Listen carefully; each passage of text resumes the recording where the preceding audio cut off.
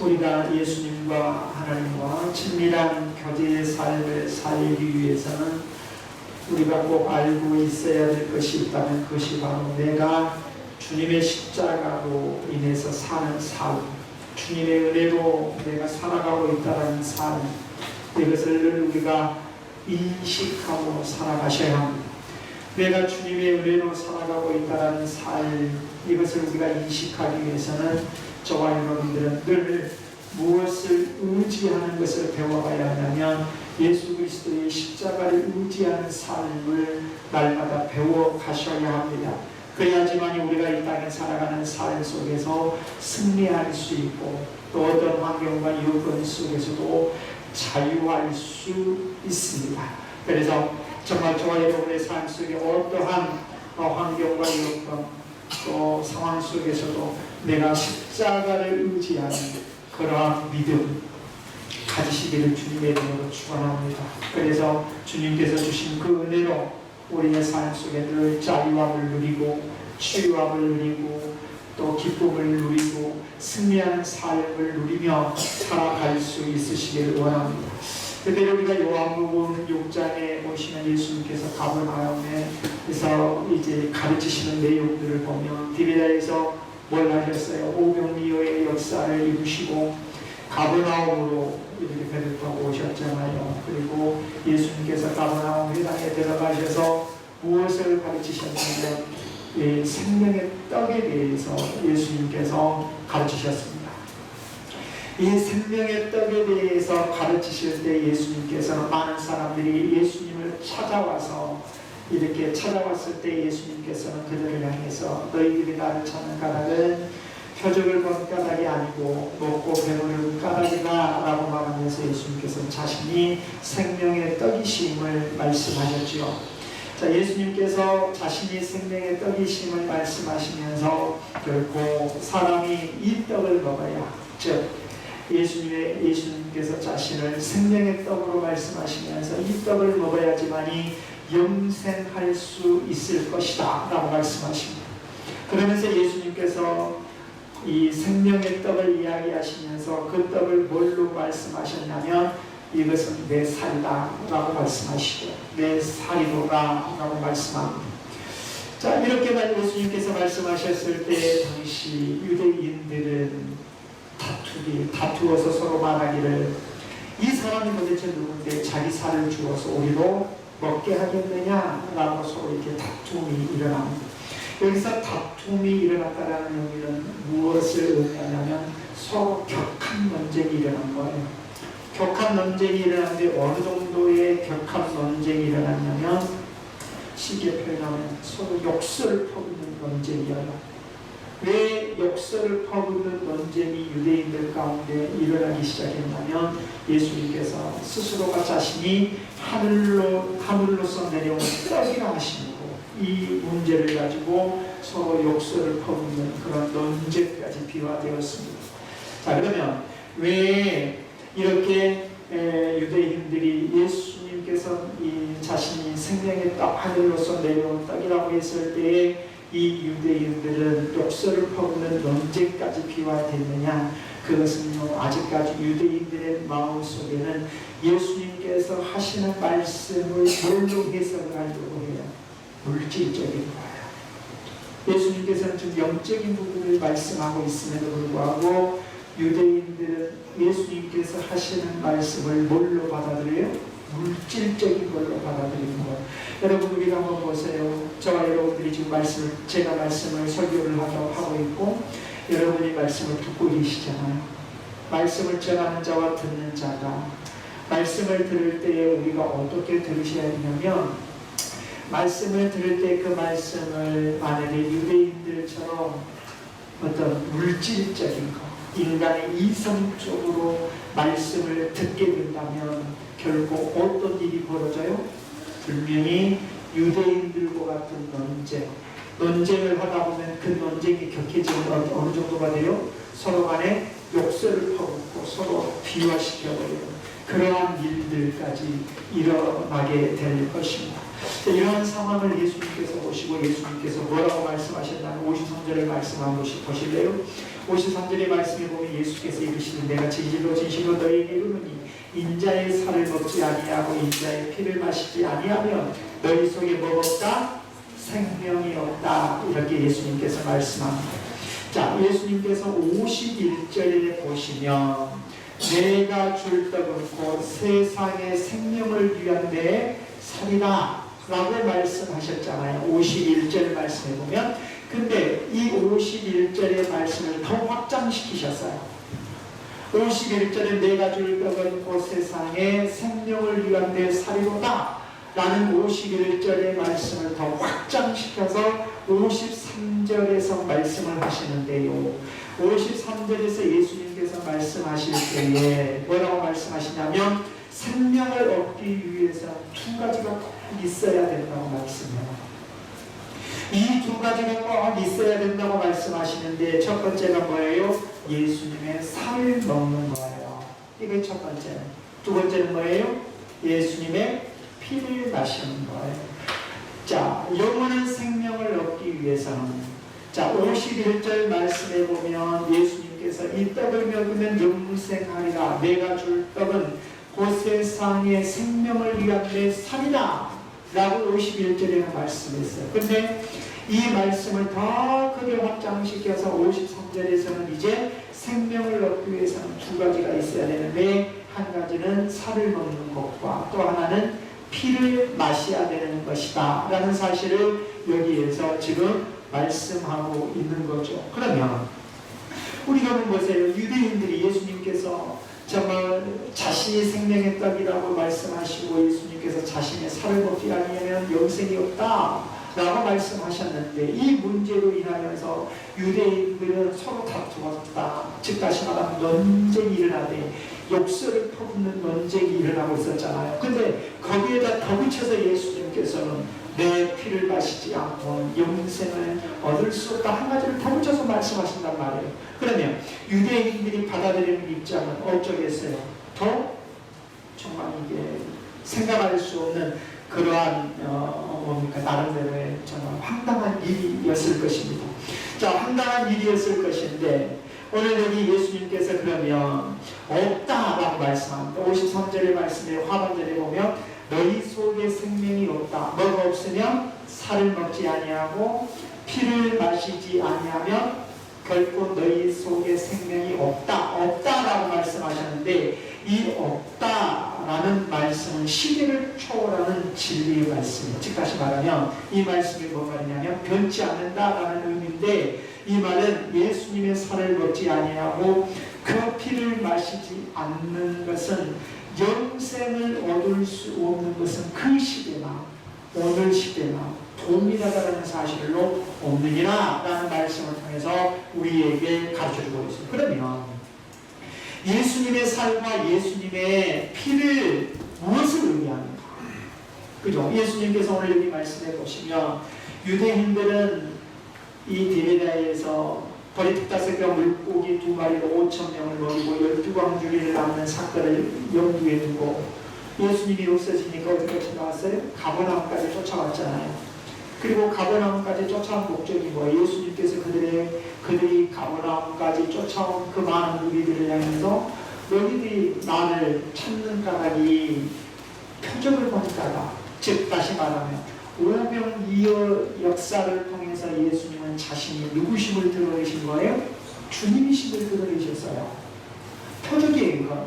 근데 유대인들은 당시 이 디베다에서 베세다에서 이 유대인들이 많은 무리들은 그 주님의 드러내심을 본 까닭에 이 예수님을 찾아온 것이 아니고 가버나움까지 뭐에 본 까닭이야? 만나를 먹은 까닭, 먹고 배부른 까닭, 즉 먹고 배에 포만감을 가질 까닭. 그러니까 지금 예수님께서 그들이 만약에 많은 무리들이 가버나움까지 예수님을 찾아와서 정말 주의 주되심을 보고 주의 주되심을 믿으려고 찾아왔더라면 얼마나 좋았겠어요. 그렇지 않잖아요. 단지 그들은 어떤 걸로 찾아왔냐면 먹으려고, 먹고 배부르기 위해서 찾아왔는데, 그러면 여기서 예수님께서 그들에게 그러면 너희 진짜로 이 생명을 얻고 구원을 얻을 수 있는 비결을 어디에 있느냐? 그것은 바로 살과 피를 먹는 것인데, 그럼 여기서 살과 피가 의미하는 바는 무엇을 의미하여서 예수님께서 지금 많은 이 무리들에게 살과 피를 먹어야 한다 라고 말씀하고 있냐면, 이것은 히브리어적인 이 문법 표현인데요, 그것은 전인적인 것을, 전인적인 것, 이 전인적인 것을 의미하는데, 그 전인적인 것을 의미한다는 말은 뭔가 하냐면, 한마디로 말해서 살과 피를 먹는다는 것은 무엇을 의미하냐, 영적으로 우리 주님의 인격과 영적인 것을 언급하고 있는 것, 우리 주님의 인격과 영적인 것을 언급하면서 살과 피를 먹는다는 이 사건을 통해서 예수님께서는 그 많은 우리들에게 무엇을 이야기하냐면, 바로 살과 피를 먹는 것은 그리스도와 온전한 연합을 이루는 것이다 라는 사실을 의미합니다. 영생은 어디에 있어요? 그리스도와 연합. 물과 피를 마신다라는, 살과 피를 마신다라는 의미 속에 예수님께서 지금 그걸 말씀하고, 너희들이 지금 만나를 먹으려고 찾아왔지 않느냐? 너희들이 구원을 얻고 너희들이 영생을 얻을 수 있는 것은 살과 피를 먹어야 되는 것이다. 그런데 살과 피를 먹는다는 의미가 무엇이냐? 그것은 주님과의 연합이다. 너희들이 주님과의 연합을 통해서 무엇을 얻을 수 있느냐? 생명을 얻을 수 있다. 구원을 얻을 수 있다 라는 사실을 이 말씀을 통해서 우리에게 말씀하고 있습니다. 그러면 먹고 마신다는 의미가 뭡니까? 이 먹고 마신다는 의미는 한마디로 말해서 행위적인 것이, 행위가 육체적으로 딱 옮겨오는 것을 의미하는데, 다시 말하면 영혼의 생명에 따르신 예수님을 먹는 것으로, 행위적인 것을 먹는 것으로 이렇게 의미를 하는데요. 여러분, 쉽게 표현하면 우리가 먹는다. 제가 여기 물이 있습니다. 외부적인 거죠. 그죠? 지금 이게 외부적인 거죠. 그러면 제가 이렇게 먹었어요. 외부적인 것이 어디로 들어온 거예요? 내부 안에 들어온 거죠. 이 내부 안에 들어온 것인데, 그러면 이것을 내가 취했다, 취함으로 끝난 것이 아니잖아요. 내 내부에 들어옴으로 이 물이 내부에 들어와서 내 내부에서 뭘 해요? 자양의 역할을 해요. 자양의 역할을 해서 나에게 뭘 줘요? 힘을 주고 생명을 주고. 그러면 예수 그리스도의 살과 피를 마신다는 의미를 지금 그런 의도로 지금 예수님께서 말씀하고 있습니다. 그러니까 예수 그리스도의 살과 피를 먹는다, 이 사건을 통해서 무엇을 이야기하고 있냐면, 우리는 죄와 허물로 죽었습니다.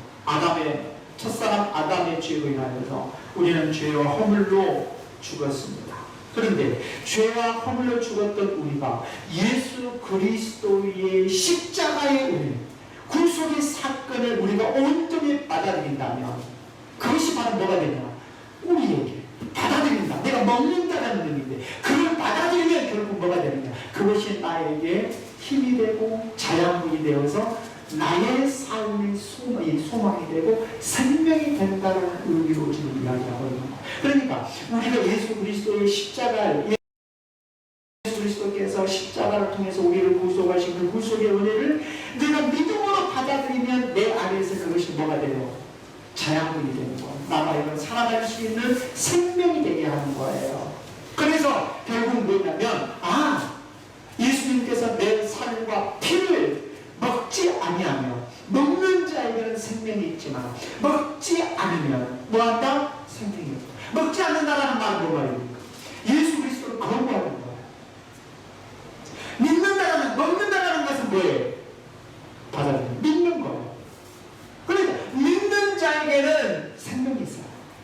그러나 믿지 않는 자는 예수 그리스도의 십자가의 구속의 사건을 거부하는 일이 되기 때문에 뭐 없다? 생명이 있을 수가 없다. 생명이 없다. 그러니까 멸망을 받을 수밖에 없다라는 사실을 여기에서 우리에게 말씀하고 있습니다. 그러면 우리가 예수 그리스도의 살을 먹고 피를 마셔야 된다라고 했는데, 그러면 이 말씀을 통해서 우리에게 가르친 바의 의미는 무엇이냐면, 그것은 우리가 예수 그리스도께서 십자가의 구속의 사건을 이루셨잖아요. 누구든지 우리의 죄를 위해서 십자가에서 죽으셨고, 우리의 죄를 위해서 십자가에 죽으시고 무덤에 장사 지낸 바 되었다가 부활하시고 하나님 나라에 승천하셔서 다시 오실 사건, 이것을 내가 믿으면 어째요? 생명이잖아요. 근데 이러한 예수 그리스도의 십자가의 사건을 우리가 어떻게 해야 되느냐? 예수님께서는 여기에서 바로 이 먹는다, 마셔야 된다는 사건을 통해서 우리에게 가르쳐주고 있는데요. 그것은 예수 그리스도를 믿되 어떤 믿음을 가져야 되냐면 머리로만 가상적으로, 생각적으로, 이념적으로 이렇게 믿는 것을 의미하는 것이 아니고 실제적으로 믿어야 된다는 거. 우리의 믿음이 실제적이셔야 돼요. 머리로만 믿고 있는 거잖아요. 뭔 말인지 알겠습니까? 그래서 믿음은 실제예요. 그럼 믿음이 실제라는 것을 뭘 통해서, 그러면 우리가 믿는다라는 것이 실제라는 것을 무엇을 통해서 우리가 성경을 통해서 우리가 볼 수 있어요? 야고보서를 보면 행함이죠. 그죠? 행함이 없는 믿음은 뭐예요? 죽었어요. 그럼 내가 믿음이 있다는 것은 뭐가 있어야 되는 거예요? 행함이 있어야 되는 거예요. 맞죠?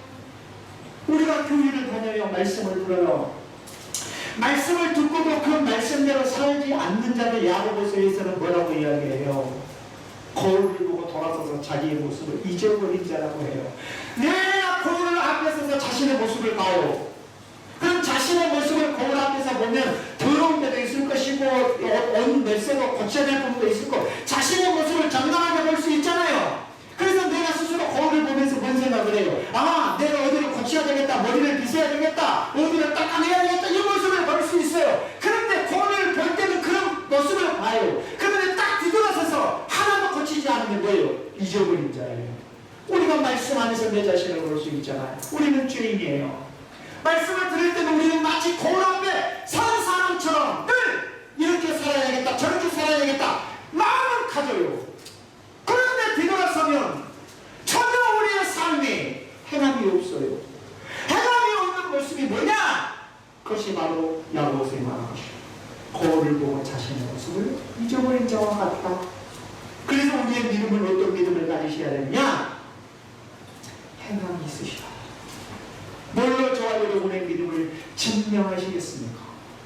주여 믿습니다. 마태복음 7장에 보면 어찌합니까?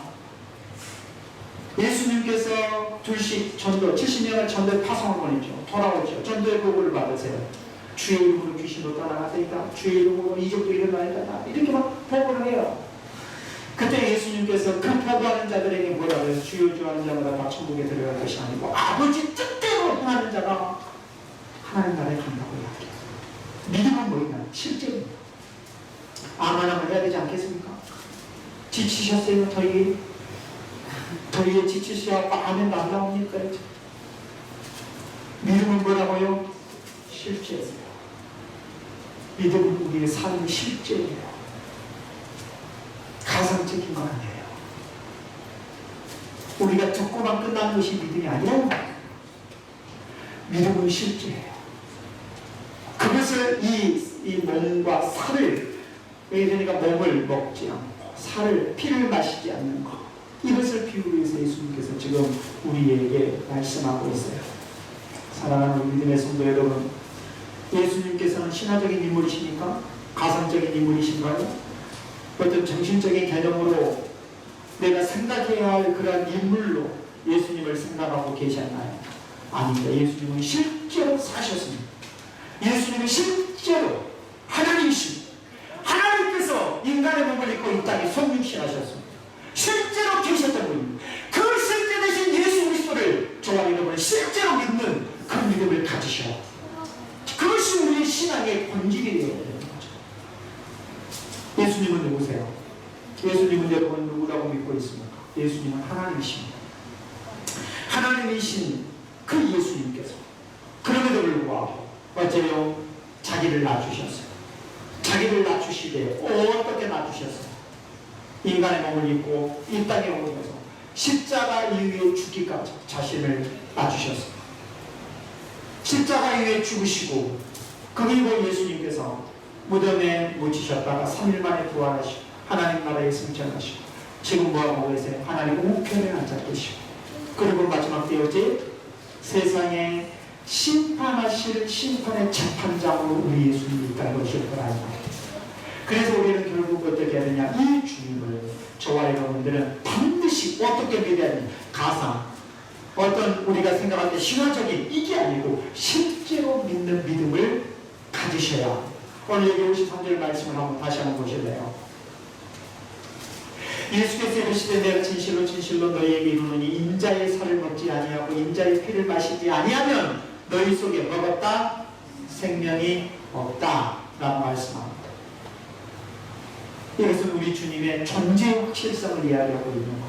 이 존재의 확실성을 표현하는 방식이 뭐냐? 인자의 살을 먹지 아니하고 인자의 피를 마시지 아니하면 이라는 말씀을 통해서 예수님께서, 하나님의 신 예수님께서 이 인간의 몸을 입고 오신 이 존재의 확실성을 표현하기 위해서 예수님께서는 이렇게 말씀하고 있음을 보게 됩니다. 그러므로 정말 저와 여러분들이 어떤 이 예수님을 믿음으로 받아들이면 우리가 생명을 얻는 것입니다. 그러나 이 확실하신 우리 주님을 믿음으로 받아들이지 아니하고 거부하면 생명이 없습니다. 이것을 명확하게 오늘 본문을 통해서 우리에게 말씀하고 있음을 보게 됩니다. 사랑하는 우리 믿음의 성도 여러분, 생명이 없다는 것은 뭔 말입니까? 잠깐 보세요. 생명이 없다. 지금 그러면 지금 많은 무리들이 지금 예수님을 찾아왔잖아요. 예수님과의 대화하고 유대인들과의 대화. 그래서 이 대화 속에서 그들을 향해서 예수님께서 뭐라, 인자의 살과 인자의 피를 마시지 않으면 너희는 생명이 없다라고 이야기. 그럼 그들이 죽었다라는 겁니까 지금? 너희 속에 생명이 없다 이렇게 말씀하신 것은 본질적인 것이 없다라는 거예요. 교회를 다녀도 본질이 없는 사람이 있어요. 껍데기는 가녀요. 겉모습은 교회를 다니죠. 내면에는 본질이 없어요. 이 본질이 없는 것을 뭐라고 이야기하냐면 예수님께서 생명이 없는 자다. 그럼 생명이 있기 위해서는 본질이 회복되어야 됩니다. 그래야 됐습니까? 생명이 있기 위해서는 본질이 회복되어야 되는데 이 본질을 회복하기 위해서는 어떻게 해야 되느냐? 그것은 바로 어제래요? 예수 그리스도를 믿어야 돼요. 그러면 한번 보세요. 우리가 똑같은 육신을 가지고 있어요. 똑같은 육신을 가지고 있는데 우리 안에 본질적인 생명이 있는 것과 본질적인 생명이 없는 것이 없이 살아가는 사람들, 똑같이 이 세상을 살아가요. 그런데 본질적으로 생명이 없이 살아가는 사람들이 아무리 어떤 착한 일을 한다 할지라도 그 속에는 선한 것이 없는 거예요. 왜? 본질적인 생명이 없기 때문에. 그러나 우리는 어째? 우리가 똑같은 믿지 않는 사람들이 행하는 일들 속에서 우리가 믿음 안에서 본질 안에서 그 일을 하는 일은 뭐지? 그것이 선한 일이 되는 거예요. 그래서 선한 일을 하는 자는 생명의 부활이에요. 믿습니까? 예, 우리 안에 생명이 있기 때문에. 선한 일을 하는 자는 생명의 부활이고 악한 일을 하는 자는 심판의 부활로 나올 것이다. 그래서 우리 예수님께서 그렇게 말씀하시는 거죠. 그러면 정말 우리가 생명이 어디로 들어와야 돼요? 그러면 우리 안에 이제 들어와야 되죠. 그럼 우리 안에 들어와야 되는데 그 생명이 우리 안에 들어오기 위해서는 어디가 되느냐? 그것은 예수 그리스도를 믿어야 합니다. 예수 그리스도를 믿으면 생명이 운반되어서 어디로 들어온다? 내 안에 들어온다 라는 사실을 분명하게 이 말씀을 통해서 말씀합니다. 그러므로 정말 우리가 예수 그리스도를 믿기까지, 예수 그리스도의 보혈로 우리 죄를 씻기까지 우리는 여전히 죄 가운데 있었죠. 예수 그리스도를 믿기 전까지, 예수 그리스도의 보혈로 우리의 죄를 씻어내기 전까지는 우리가 어제 죄 가운데 있었을 뿐 아니라 우리의 겉모습은 살아있지만 내 안에는 뭐가 없어서요? 생명이 없던 자였어요. 그래서 디모데전서 5장 6절에 읽어서 보면 이러한 자를 향해서 뭐라고 하냐면 살았다 하는 이름을 가졌으나 죽은 자로다. 이렇게 성경에 말씀하고 있습니다. 여러분 속에 생명이 있으십니까? 참 생명이 있으십니까? 여러분이 그리스도의 살을 먹지 않는다면 결코 여러분 안에 참 생명이 있을 수 없습니다. 그리스도의 살과 그리스도의 피를 마셨으니까 그렇다면 우리 안에 뭐가 있어요? 생명이. 한번 여기 보면 54절 말씀을 보실래요? 내 살을 먹고 내 피를 마시는 자는 영생을 가졌고 마지막 날에 내가 그를 뭐 할 것이다? 다시 살릴 것이다 라고 말씀합니다. 이 마지막 날에 예수님께서 어떤 자를 살린다래요? 내 살을 먹고 내 피를 마시는 자는 예수님께서 어째요? 마지막 날에 분명히 그들을 다시 살릴 것이다 라고 말씀합니다. 자, 여기서 우리가 예수 그리스도를 믿음으로 내 안에 모셔드렸다면 우리 안에 이미 뭐가 와 있어요? 우리가 분명히 알아야 될 것이 뭐가 있냐면 그것을 잃어버리고 그것도 인식하지 못한 채 신앙생활을 하는 사람들이 많이 있어요. 아까 이야기했잖아요. 예수 그리스도, 실제로 이 땅에 하나님이신 예수 그리스도가 인간의 몸을 입고 이 땅에 오셔서 우리를 위해서 십자가 위에서 물과 피를 쏟으심으로 우리의 죄가를 다 해결하신 사건을 우리가 믿으면 생명이 어디로 운반되어 두고 왔어요? 이미 내 안에 들어와 있어요. 이해되시죠? 그러나 예수 그리스도를 믿지 않는 사람은 생명이 내 안에 들어와 있지 않아요. 그래서 예수 그리스도를 믿음으로 내 안에 이미 생명이 들어와 있기 때문에 예수님께서 뭐라고 이야기하냐면 마지막 날에 내가 그를 살릴 것이다 라고 이야기해요. 왜요? 이미 생명이 와 있기 때문에. 뭘 통해서 와 있어요? 예수 그리스도를 믿는 믿음을 통해서 이 생명이 내 안에 와 있다. 그렇기 때문에 예수님께서 다시 나를 깨울 것이다. 우리를 뭐예요? 죽은 나사로를 향해서 예수님께서 어떻게 비유하셨어요? 가자! 우리가 죽은 나사로를 깨우러 가자 그러잖아요. 깨운다는 말은 뭔 말이에요? 흔들어 깨우면 다시 일어날 걸 이야기하잖아요. 이거예요. 그 안에는 그리스도의 생명이 이미 와 있기 때문에. 그래서 이것을 마지막 날에 다시 깨운다라는 의미를 바로 어떻게 성경은 우리에게 이야기하는 마지막 날에 부활하게 될 것이다 라는 사실로 성경을 통해서 우리에게 말씀하고 있습니다. 55절에 보십시오. 예수께서 이르시되 내가 진실로 너희에게 이르는 55절 내 살은 참된 양식이요 내 피는 참된 음료라 라고 예수님께서 이렇게 말씀하시는데 이 말씀은 예수님을 믿는 사람들은 영생이 확실히 구원이 확실히 보장되어 있음이 물론이고 그뿐 아니라 뭐가 있어요? 기쁨과 안식을 누리며 살아가게 될 것이다 라는 사실을 여기에서 말씀합니다. 그러니까 우리가 이 말씀을 진정한 안식이 누구 안에 있느냐, 진정한 기쁨이 누구 안에 있느냐, 진정한 생명 어디에 있느냐? 예수 그리스도 안에 있다 라는 사실을 이 말씀을 통해서 우리가 보게 됩니다. 그러면 저와 여러분이 이 땅에 살아가면서 누구와의 관계를 맺으셔야 되겠습니까? 진정한 생명, 진정한 안식, 진정한 기쁨이 있는 예수 그리스도와의 관계를 맺으셔야 되겠습니까? 아니면 생명도 없고 안식도 없고 기쁨이 없는 세상 것, 우선 쾌락을 즐거워하고 쾌락 때문에 기뻐하는 그것으로 내가 영원히 문드러지고 썩어질 없어질 것에 내가 관계를 맺고 살으셔야 되겠습니다. 저와 여러분은 영원한 생명이 있는 예수 그리스도와의 관계를 맺고 사셔야 합니다. 이러한 관계를 뭐라고 이야기할 수 있냐면 그리스도와의 사귐이라고 이야기합니다. 사귐. 내가 그리스도와의 사귐.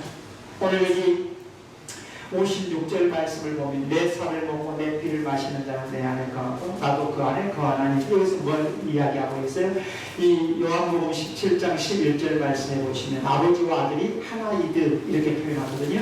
아버지와 아들이 하나이듯이라고 표현하는데 오늘 여기 말씀해 보면 56절에서도 보면 내 살을 먹고 내 피를 마시는 자는 내가 거하고 나도 누구 안에 거해요? 그 안에 거한다 라고 표현했잖아요. 그러니까 예수님과 아버지와의 관계가 서로 거함, 하나가 되고요. 우리가 예수 그리스도를 믿으면 우리가 누구와의 관계 속에서 하나로 있어요? 그리스도와의 관계로 하나가 됩니다 라는 사실을 이 56절 말씀을 통해서 우리에게 말씀하고 있습니다. 사랑하는 믿음의 성도 여러분, 예수 안에 있는 사람은 누구 안에 머물러 있어야 되나? 주님 안에 머물러 있으셔야 합니다. 그래서 우리가 사도행전 20장 9절의 말씀에 보면요, 이 세상에는 하나님을 믿는 저와 여러분들을 해하려고 하는 일이 얼마나 많이 활동하고 있는지 모릅니다. 하나님을 믿는 저와 여러분들을 해하려고 하는 그 일이 활동하고 위협을 하고 있기 때문에 이 사도행전 20장 29절의 요도에서 보면 삶은 결코 저와 여러분들이 주님 안에 거하여 있어야지만 해를 받지 않는다 이 말입니다. 우리가 주님 안에 거하여 있으면 그러면 해를 받지 않을 뿐더러 우리의 삶은 어떤 삶을 살아갈 수 있다고 이야기하냐면 요한복음 15장 1절로 6절 말씀을 보면 포도나무와 가지의 비유를 통해서 가지가 포도나무에 거하면 붙어 있으면 열매를 쩔러낸다니 내가 그리스도와 서로 연합하고 그리스도와의 사귐이 이루어지는 삶을 살아가게 되면 결국 그리스도 안에서 우리의 삶은 풍성한 열매를 맺으며 살아가게 될 것이다라는 사실을 이 요한복음 15장에서 우리에게 말씀하고 있습니다. 사랑하는 믿음의 성도 여러분, 여기 57절 살아계신 아버지께서 나를 보내시면 내가 아버지로 말미암아 사는 것 같이 누구로 말미암아 살아요? 그러니까 성부 하나님과 성자 예수님의 관계를 이야기하잖아요. 아버지로 말미암아 사는 것 같이 나를 먹는 그 사람도 누구로 말미암아 살아요? 나로 말미암아 살 것이다. 아버지 하나님과 예수님과의 관계를 이야기하고 예수님과 누구와의 관계를 이야기해요? 예수님을 믿는 사람들과의 관계를 표현하면서 내가 하나님으로 말미암아 사는 것 같이 예수를 믿는 사람은 누구로 말미암아 살 것이다? 예수 그리스도로 말미암아 살 것이다 라는 사실을 여기 57절에서 말씀하고 있음을 봅니다. 우리의 생명은 오직 예수 그리스도입니다.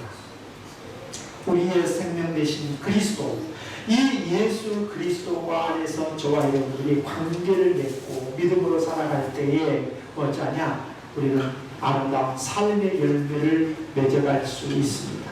그러므로 사랑하는 믿음의 성도 여러분, 예수님께서 여기 이제 58절 말씀에 보면 결국 예수님이 뭘 말씀? 이것은 하늘에서 내려온 떡이니 조상들이 먹고 죽은 그것과 같지 아니하여 이 떡을 먹는 자는 영원히 살리라. 예수님께서 이것은 하늘에서 내려온 떡이다. 조상들을 먹고도 죽은 그것과 같지 아니하니 이것은 누구의 예수 그리스도잖아요. 자, 우리가 이 말씀을 보면 32절 이하의 말씀을 보면 계속 지금까지 예수님은 뭘 말씀하셨어요? 생명의 떡에 대해서 말씀하세요.